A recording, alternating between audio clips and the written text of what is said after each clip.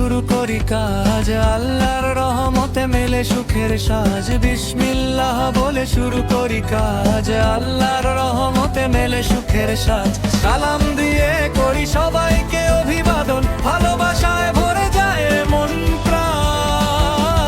আলহামদুলিল্লাহ খাওয়া শেষে বলি নবীর সুন্নাহ মেনে চলি সবখানি। আলহামদুলিল্লাহ খাওয়া শেষে বলি নবীর সুন্নাহ মেনে চলি সবখানি।